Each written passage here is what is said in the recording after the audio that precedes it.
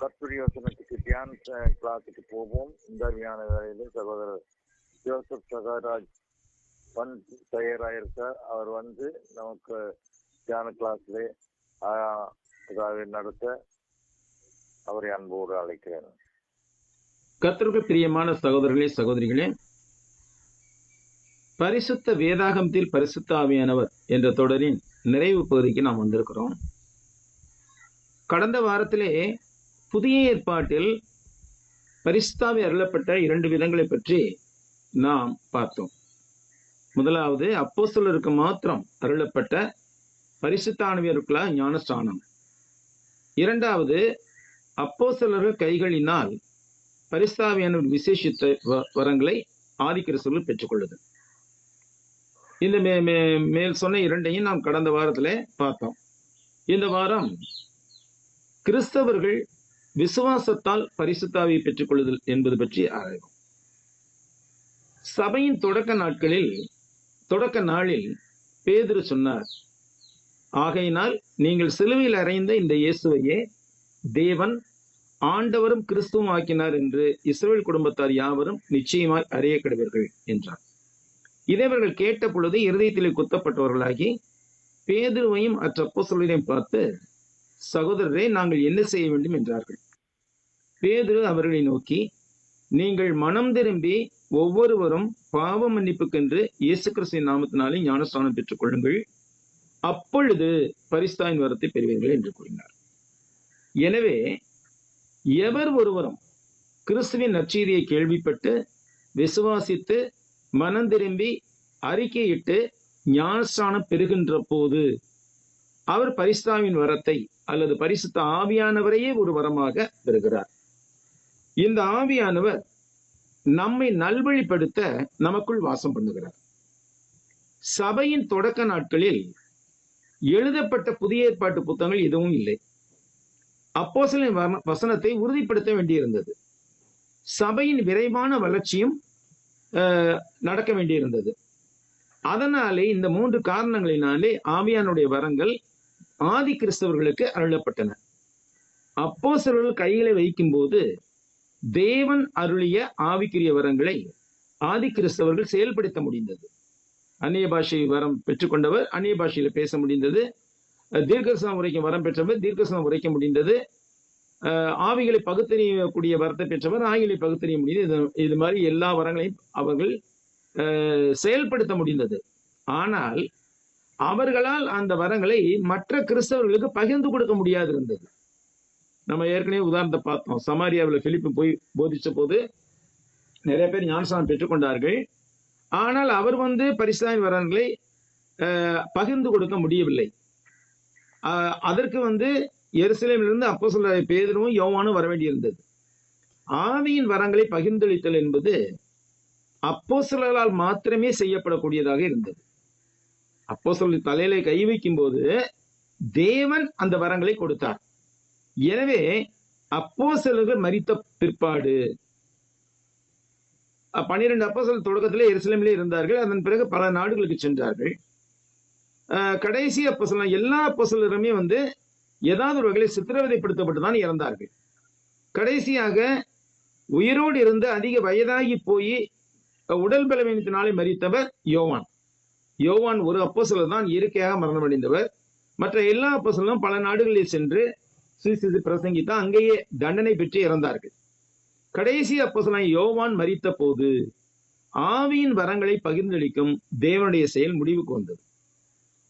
அப்போஸ்தலர்கள் கைகளை வைத்ததினால் விசேஷித்த வரங்களை பெற்றுக்கொண்ட முதல் நூற்றாண்டு கிறிஸ்தவ தலைமுறைக்கு பின்னர் ஆவியின் வரங்களை செயல்படுத்துவதும் ஒரு முடிவுக்கு வந்தது. இதை பவுல் தம்முடைய நிருபங்களில் ஒன்றில் தெளிவாக கூறினார். 1 கொரிந்தியர் 13:8-10 நம்ம அடிக்கடி வாஸ்தவம் சொன்னார். அன்பு ஒரு காலம் ஒழியாது, தீர்க்க தரிசனங்களானாலும் ஒழிந்து போகும், அந்நிய பாஷைகளானாலும் ஒழிந்து போகும், அறிவானாலும் ஒழிந்து போகும். நம்முடைய அறிவுன்னு யார சொல்றாரு? பவுல் தன்னுடைய அறிவையும் அந்த காலத்துல இருந்த கிறிஸ்தவருடைய அறிவையும் சொல்லுகிறார். நம்முடைய அறிவு குறைவுள்ளது, நாம் தீர்க்க தரிசனம் சொல்லுதலும் குறைவுள்ளது. நிறைவானது வரும்போது குறைவானது ஒழிந்து போகும். நிறைவானது எது? வேத வசனங்கள் தான். நிறைவான வேத வசனம் வரும்போது இந்த குறைவான காரியங்கள் எது? அந்நிய பாஷைகள் பேசுறது, தீர்க்க தரிசனம் பேசுறது, அறிவு போன்ற எல்லாமே ஒழிந்து போகும் அப்படிங்கிறார். நிறைவானது வரும்போது குறைவானது ஒழிந்து போகுங்கிறார். சரி, இப்படி பரிசுத்தாவியானவர் இன்றைக்கு கிறிஸ்தவர்களுக்கு எதன் மூலமாக கொடுக்கப்படுகிறார்? பரிசுத்தாவியான ஞானஸ்நானம் பெற்றுக்கொள்ளும் போது பரிசுத்தாவியான நமக்குள்ளாக வந்து வாசம் பண்ணுகிறார். நமக்குள்ளாக வந்து வாசம் பண்ணுவது இதற்காக பல காரியங்கள் இருக்கின்றன. விசேஷமாக ஒரு 5 செயல்களை மட்டும் இன்றைய நாளில் நாம் பார்க்க போகிறோம். பரிசுத்த ஆவியானவர் மனிதர்களுக்குள்ளாக வாசமாய் இருந்து பாவத்தை கண்டித்து உணர்த்துவதன் மூலம் ஒரு புதிய வாழ்வை அளிக்கிறார். யோவான் 14:16-17 இயேசு சொல்லுகிறார், நான் பிதாவை வேண்டிக் கொள்வேன், அப்பொழுது என்றென்றைக்கும் உங்களுடனே கூட இருக்கும்படிக்கு சத்திய ஆவியாகிய வேறொரு தேற்றரவாளனை அவர் உங்களுக்கு தந்தருள்வார். உலகம் அந்த சத்திய ஆவியானவரை காணாமலும் அறியாமலும் இருக்கிறபடியால் அவரை பெற்றுக்கொள்ள மாட்டாது. அவர் உங்களுடனே வாசம் பண்ணி உங்களுக்குள்ளே இருப்பதால் நீங்கள் அவரை அறிவீர்கள். இது வந்து அப்போஸ்தலருக்கு நேரடியாக கூறப்பட்ட வார்த்தை இது. ஆனாலும் கூட இதை வந்து நமக்கும் அப்ளை பண்ணலாம். எப்படி? நம்ம ஞானஸ்நானம் பெற்றுக்கொள்ளும் போது நமக்குள்ளாக வந்து வாசம் பண்ணும்படியாக பரிசுத்த ஆவியானவரை தேவன் நமக்குள் அனுப்புகிறார். யோவான் 16:7-11 இதான் அப்போஸ்தலர் சொன்னதுதான். இங்க என்ன சொல்றாரு பாருங்க, நான் உங்களுக்கு உண்மையை சொல்லுகிறேன், நான் போகிறது உங்களுக்கு பிரயோஜனமாய் இருக்கும். நான் போகாதிருந்தால் தேற்றரவாளன் உங்களிடத்தில் வரார். தேற்றரவாளன்கிறது யாரு? பரிசுத்த ஆவியானவர். நான் போவேனேயாகில் அவரை உங்களிடத்துக்கு அனுப்புவேன். அவர் வந்து பாவத்தை குறித்தும் நீதியை குறித்தும் நியாய தீர்ப்பை குறித்தும் உலகத்தை கண்டித்து உணர்த்துவார்.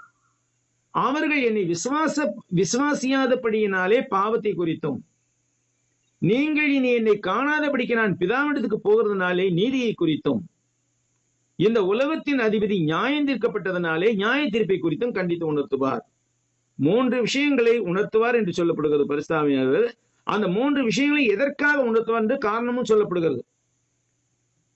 மக்கள் கிறிஸ்துவை விசுவாசிக்காத போது அவர்களுக்கு பாவத்தை குறித்து உணர்த்துவார். இனி இயேசு கிறிஸ்துவை காண முடியாது யாருமே, பிதாவிடத்துக்கு போகிறார் அவர். அப்ப அதனால நீதியை குறித்து உணர்த்துவார் ஆவியானவர். அடுத்து இந்த உலகத்தின் அதிபதி யாரு? சாத்தான் நியாயம் தீர்க்கப்பட்டதனாலே நியாய தீர்ப்பை குறித்தும் கண்டித்து உணர்த்துவார் என்று சொல்லுகிறார். இது முதலாவது. பரிசுத்த ஆவியானவர் மனிதர்களின் மனசாட்சியில் பாவத்தை கண்டித்து உணர்த்துவதன் மூலம் ஒரு புதிய வாழ்க்கையை அளிக்கிறார். கிறிஸ்துவுக்குள் இருந்தால் எல்லாம் புதிதாயின, பழையவைகள் ஒழிந்து போயின, எல்லாம் புதிதாயின. அதுக்கு புதுப்பிக்கிற விஷயத்தை செய்கிறவர் ஆவியானவர். அடுத்து இரண்டாவது, கிறிஸ்துவுக்குள் விசுவாசம் கொண்டவர்களை முத்திரையிடுகின்றார். ஒரு சீல் அப்படிங்கிறது எவ்வளவு அவசியமா இருக்கிறது என்பது அந்த காலகட்டத்திலே மிகவும் மக்களுக்கு தெளிவாக தெரிந்திருந்தது. என்றால் முத்திரை மோதிரம் என்று சொல்வார்கள். ராஜா மந்திரிகளை தங்கள் கையிலே போட்டிருக்க மோதிரத்தினாலே தங்களுடைய முத்திரையை பதிக்கும் போது அது வந்து ஒரு மேன்மையான ஒரு காரியமாக இருக்கிறது. கிறிஸ்துவுக்குள் விசுவாசம் கொண்டவர்களை ஆவியானவர் முத்திரையிடுகிறார். எபேசியர் 1:13 சொல்லப்படுது, நீங்களும் 13:14 நீங்களும் உங்கள் இரட்சிப்பின் சுவிசேஷமாகிய சத்திய வசனத்தை கேட்டு விசுவாசிகள் ஆன போது வாக்குத்தத்தம் பண்ணப்பட்ட பரிசுத்த ஆவியால் அவருக்குள் முத்திரை போடப்பட்டீர்கள். அவருக்கு சொந்தமானவர்கள் அவருடைய மகிமைக்கு புகழ்ச்சியாக மீட்கப்படுவார்கள் என்பதற்கு ஆவியானவர் நம்முடைய சுதந்திரத்தின் அச்சாரமாய் இருக்கிறார். இங்கே 2 சொல்லப்படுது, முத்திரை போடப்பட்டீர்கள், அச்சாரமாய் இருக்கிறார். ஆக நாம் வந்து பரிசுத்த ஆவியினாலே கிறிஸ்து இயேசுவுக்குள்ளாக முத்திரை போடப்பட்டோம். அப்ப நாம வந்து ரட்சிக்கப்படுவோம் என்பதற்கு ஆவியானவர் ஒரு அச்சாரமாய் கேரண்டியாய் இருக்கிறார். அடுத்து மூன்றாவது, தேவனுடைய சித்தத்தை புரிந்து கொள்ள நமக்கு கற்பித்து வழி நடத்துகிறார். 1 கொரிந்தியர் 2 14-15 இருக்கு. ஜென்ம சுவாபமான மனுஷனும் தேவனுடைய ஆவிக்குரியவர்களை ஏற்றுக்கொள்ளான். அவைகள் அவனுக்கு பைத்தியமாக தோன்றும். அவைகள் ஆவிக்கேற்ற பிரகாரமாய் ஆராய்ந்து நிதானிக்கப்படுகிறவர்களானதால் அவைகளை அறியவும் மாட்டான். ஆவிக்குரியவன் எல்லாவற்றையும் ஆராய்ந்து நிதானிக்கிறான், ஆனாலும் அவன் மற்றொருவனாலும் ஆராய்ந்து நிதானிக்கப்படான். அப்ப எல்லாவற்றையும் ஆராய்ந்து நிதானிக்கிற ஒரு அறிவு தேவனுடைய சித்தத்தையும் புரிந்து கொள்கிறது.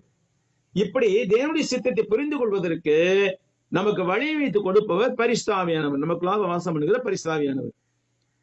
நான்காவதாக, ஊழியத்திற்கான ஆவிக்குரிய கனிகளை கிறிஸ்தவரிடத்தில் பெருக செய்கிறார். ஒவ்வொரு கிறிஸ்தவருமே ஊழியக்காரர்கள் தான்.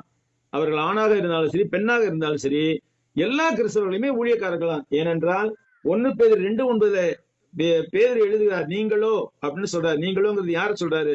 பொதுவாக எல்லா கிறிஸ்தவர்களையும் சொல்கிறார். நீங்களோ உங்களை அந்தகாரத்தில் நின்று தம்முடைய ஆச்சரியமான ஒளியிடத்துக்கு வரவழைத்துடைய புண்ணியங்களை அறிவிக்கும்படிக்கு. எதற்காக நம்ம அழைக்கப்பட்டோம்? அந்தகாரத்தில் நின்று தேவனுடைய ஆச்சரியமான ஒளியாகிய இயேசு கிறிஸ்துவிலே அழைக்கப்பட்டோம். அப்படி அழைத்தது யார்? தேவன். அப்ப தேவனுடைய புண்ணியங்களை அறிவிக்கும்படிக்கு நாம் அழைக்கப்பட்டிருக்கிறோம்.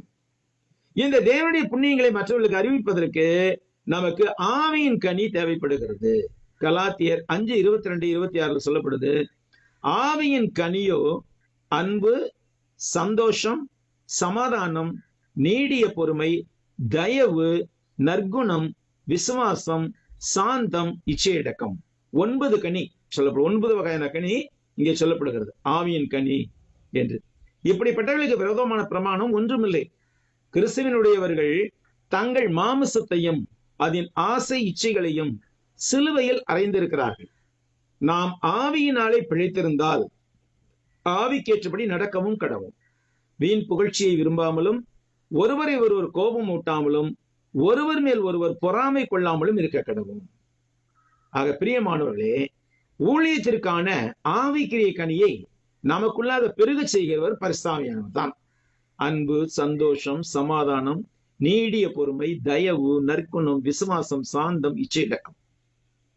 ஆக நமக்குள்ளாக வாசம் பண்ணி நம்மை ஊழியத்திற்கு தகுதியுள்ளவர்கள் ஆக்குகிறார். அடுத்து 5வது, நாம் எப்படி ஜெபிப்பது என்று அறியாமல் இருக்கிறபடியினாலே, எல்லாமே அறிந்தவர்கள் யாரும் கிடையாது, எப்படி ஜெபிக்க வேண்டும் என்று அறியாமல் இருக்கின்ற வேளையில நமக்காக அவர் பரிந்து பேசுகிறார். ரோமர் 8:26 சொல்லப்படுகிறது, அந்தபடியே ஆவியானவரும் நமது பலவீனங்களில் நமக்கு உதவி செய்கிறார். நாம் ஏற்றபடி வேண்டிக் கொள்ள வேண்டியது இன்னதென்று அறியாமல் இருக்கிறபடியால் ஆவியானவர் தாமே வாக்கு கடங்காத பெருமூச்சுகளோடு நமக்காக வேண்டுதல் செய்கிறார். நமக்காக வேண்டுதல் செய்கிறார். ஆவியானவர் நாம் வேண்டிக் கொள்ள வேண்டியது இன்னதென்று அறியாமல் இருக்கும் போது அவரே நமக்காக வாக்கு கடங்காத பெருமூச்சுகளோடு நமக்காக தேவனிடத்தில் வேண்டுதல் செய்கிறார். இந்த 5 செயல்களை ஆவியானவர் குறிப்பாக கிறிஸ்தவர்களுக்கு, இன்னும் எக்கச்சக்கமான செயல்கள் இருக்கிறது, அதெல்லாம் ஆராய்ந்து பார்ப்பது இன்னொரு நாள் பார்த்துக்கொள்வோம். 1வது நம்ம பார்த்தோம், பரிசுத்த ஆவியானவர் மனிதர்களில் பாவத்தை கண்டித்து உணர்த்துவதன் மூலம் புதிய வாழ்க்கை அளிக்கிறார். அடுத்து கிறிஸ்துவுக்குள் விசுவாசம் கொண்டவர்களை முத்திரையிடுகின்றார். 3வது, தேவனுடைய சித்தத்தை புரிந்து கொள்ள கிறிஸ்தவர்களுக்கு கற்பித்து வழிநடத்துகிறார். 4வது, ஊழியத்திற்கான ஆவிக்குரிய கனியை கிறிஸ்தவர்களிடத்தில் பெருக செய்கிறார். 5வது, ஜெபத்தில் பரிந்துரை செய்கிறார். இன்னுமாக விசுவாசிப்பவர்களுக்குள் பரிசுத்த செயல்படும் விதம் பற்றி ஒரு 10 பாயிண்ட் இருக்குது. அது சுருக்கமா மட்டும் சொல்லிடுறேன், அதுக்கு வசன குறிப்பெல்லாம் எழுதல, சுருக்கமா மட்டும் சொல்லிடுறது. 1, மனந்திரும்புதலுக்கு வழி நடத்துகிறார். 2, புதிய வாழ்க்கையை தருகிறார். 3, அவர்களை கிறிஸ்துவுடன் இணைக்கிறார். 4, கிறிஸ்தவர்களின் ரட்சிப்பை முத்திரையிடுகிறார். 5, கிறிஸ்தவர்களின் நித்திய சுதந்திரத்தை உறுதி செய்கிறார். 6, கிறிஸ்தவர்களுக்கு போதித்து வழிநடத்துகிறார். 7, கிறிஸ்தவர்கள் தேவனுடைய வார்த்தை புரிந்து கொள்ள உதவுகிறார். 8, கிறிஸ்தவர்கள் தேவ சித்தத்தின்படி வாழ ஏவுகின்றார். 9, கிறிஸ்தவர்கள் ஊழியம் செய்வதற்கும் பரிசுத்த வாழ்க்கை வாழ்வதற்கும் ஆவிக்குரிய வரங்களால் விசுவாசிகளை பலப்படுத்துகிறார். 10, கிறிஸ்தவர்கள் சார்பாக பரிந்து பேசுகிறார். 9, 10 அவர்கள் கிறிஸ்துவுக்குள் உடன் சுதந்திரர்களாக்கப்படுவதை உறுதி செய்கிறார். இப்ப கடந்த 5 வாரங்களாக நாம் பார்த்தவற்றின் சுருக்கத்தை சற்றே பார்ப்போம். பரிசுத்த வேதாகமத்தில் பரிசுத்த ஆவியானவர். முதலாவதாக பரிசுத்த ஆவியானவர் ஒரு நபர் என்பதை நாம் கண்டோம். அவர் பொருளோ அல்லது சக்தியோ அல்ல. ஆவி வந்துருச்சுன்னு குதிக்குவாங்க பல பேர். கிடையாது, அப்படி கிடையாது. மாறாக அவர் ஒரு நபர். அவர் பேசுகிறார், அவர் கற்பிக்கிறார். நமக்குள்ளாக இருக்கும்போது நம்முடைய தீய செயல்கள் இருந்ததென்றால் நம்முடைய செயல்களால் அவர் துக்கப்படுத்தப்படுகிறார்.